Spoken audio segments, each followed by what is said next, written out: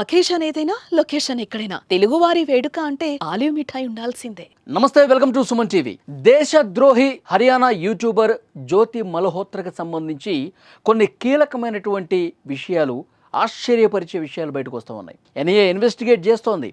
ఆమె ఆ విచారణలో ఎదురు ప్రశ్నిస్తోంది. అయినప్పటికీ కూడా ఆ ఆధారాలు ముందు పెట్టి ప్రశ్నిస్తూ ఉన్నారు అధికారులు. పాకిస్తాన్కి మన దేశ సైనిక రక్షణ వ్యవహారాలకు సంబంధించిన అతి సున్నితమైన సమాచారాన్ని చేరవేసినటువంటి ఆధారాలు ముందు పెట్టి ప్రశ్నిస్తున్నారు.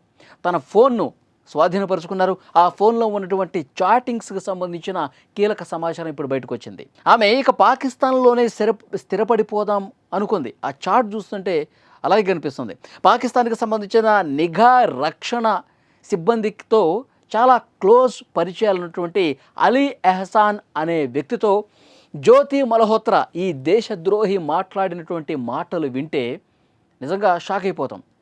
అలీ ఎహసాన్, నన్ను పెళ్లి చేసుకో, పాకిస్తాన్లోనే నన్ను పెళ్లి చేసుకో, పాకిస్తాన్లోనే నేను స్థిరపడిపోతాను, నేను నీతోనే ఉంటాను, ఈ జీవితం నీదే, నీకేం కావాలో చెప్పు, నువ్వు ఏం చెప్తే అది చేస్తాను. ఇలాంటి చాటింగ్స్ అలీ ఎహసాన్ అనేటువంటి వ్యక్తితో ఈ దేశద్రోహి యూట్యూబర్ మాట్లాడింది. మన దేశానికి సంబంధించి రహస్యాలు ఏవైనా సరే ఇచ్చేస్తాను, మన దేశంలో ఉన్నటువంటి సున్నితమైన ప్రాంతాలు, పర్యాటక ప్రదేశాలు, గుళ్ళు, గోపురాలు, రద్దీ ప్రదేశాలు ఏవైతే ఉన్నాయో వాటన్నిటికీ సమాచారం మీకు ఏదైనా కావాలంటే నేను ఇస్తాను అని కూడా ఇంత దేశద్రోహానికి పాల్పడిందంటే ఎలా అర్థం చేసుకోవాలి? ఈ దేశద్రోహికి ఎలాంటి శిక్ష వేసినా తక్కువేనేమో. ఇంకా అలీ ఎహసాన్ అనేటువంటి వ్యక్తితో ఇంకా చాలా విషయాలు మాట్లాడింది. క్లోజ్గా చాట్ చేసినటువంటి ఆ మెసేజ్లన్నీ చూసి అధికారులు ముక్కును వేలేసుకుంటున్నారు. మన దేశంలో ఉంటూ హర్యానాకు సంబంధించినటువంటి ఒక యూట్యూబర్ ఆ యూట్యూబ్ ఛానల్ నడిపే ముసుగులో ట్రావెల్ విత్ జో అనే పేరుతో యూట్యూబ్ ఛానల్ నడిపిస్తూ పైకి మాత్రం వీడియోలన్నీ చేస్తూ నేను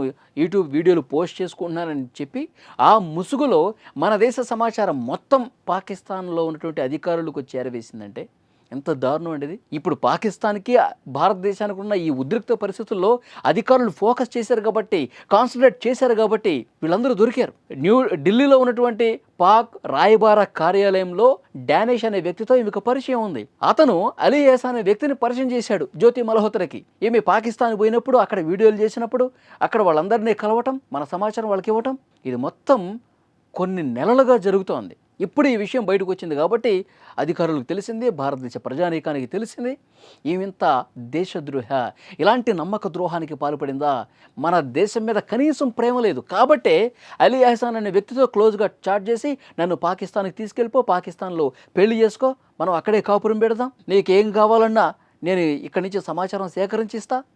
పెహల్గాం ఉగ్రదాడి జరగక ఒక 3 నెలల ముందు అక్కడ వీడియోలు చేసింది. అంటే ఉగ్రవాదులు ఎట్లా రావాలి, ఎట్లా పోవాలి, ఏ టైంలో అక్కడ దాడి చేయాలి, ఈ సమాచారం మొత్తం సేకరించిందనేగా. పైకి మాత్రం యూట్యూబ్ వీడియోలు చేసుకోవడానికి అక్కడ వెళ్తుంది, కానీ అక్కడ సమాచారం మొత్తం పాకిస్తాన్కి చేరవేస్తుంది, అంతేగా. ఇక సికింద్రాబాద్లో కూడా వీడియోలు చేసింది ఆమె, ఈ మహాతల్లి. మరి సికింద్రాబాద్ సంబంధించినటువంటి రైల్వే స్టేషన్లో సమాచారం ఏమైనా తీసుకెళ్ళి ఇచ్చిందేమో. ఆ వందే భారత్ ట్రైన్ ప్రారంభోత్సవం సమయంలో అక్కడే ఉంది ఈమె, వీడియోలు చేసింది. సో సికింద్రాబాద్ స్టేషన్కి సంబంధించిన సమాచారం కూడా ఏమైనా ఇచ్చిందా? పూరి జగన్నాథ్ టెంపుల్ ఒడిశాలో అక్కడ కూడా వీడియోలు చేసిందట. మరి ఆ టెంపుల్ సమాచారం కూడా పాకిస్తాన్ అధికారులకు ఇచ్చిందా? ఇవన్నీ కూడా కూపీలాగుతున్నారు. గత కొన్ని నెలలుగా ఎవరెవరితో మాట్లాడింది, ఏం మాట్లాడింది, ఆ చాట్లు కొన్ని కోడింగ్స్ కూడా ఉన్నాయంట. అంటే ఎవరికి అర్థం కాకుండా కోడింగ్ భాషలో కూడా మాట్లాడినటువంటి చరిత్ర ఉంది. సో వాటన్నిటిని వెలికి తీస్తున్నారు. ఇంత దేశద్రోహానికి పాల్పడి దేశాన్ని మీద ఇంత విషాన్ని నింపుకున్నటువంటి ఈ యూట్యూబర్ జ్యోతి మల్హోత్రా ఏం చేస్తే, ఏ శిక్ష వేస్తే ఈమెకి సరిపోతుంది చెప్పండి? ఇంత దారుణమైనటువంటి పరిస్థితులు ఉన్నాయి.